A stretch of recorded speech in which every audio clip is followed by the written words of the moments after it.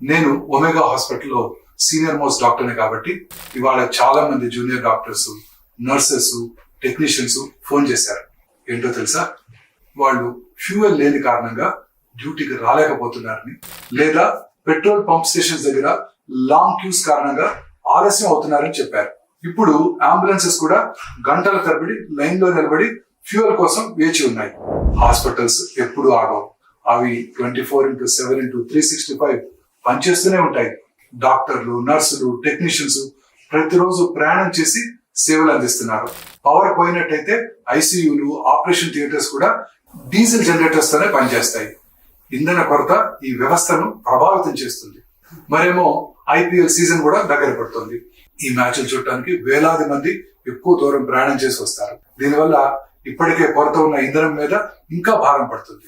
So నేను ప్రభుత్వాన్ని, BCCI, IPL governing బాడీని వినమ్రంగా కోరుతున్నాను. కొంతకాలం పాటు, అంటే ఈ ఇంధన కొరత తీరే వరకు ఈ ఐపీఎల్ మ్యాచ్లని ఖాళీ స్టేడియాల్లో నిర్వహించండి.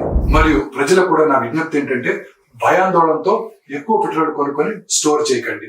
ఆ లైన్ లో ఉన్న వారిలో ఎవరో ఒకళ్ళు హాస్పిటల్ లేదా అత్యవసరానికి వెళ్తున్నారేమో. అత్యవసర సేవలు నిలకడగా ఉండాలి.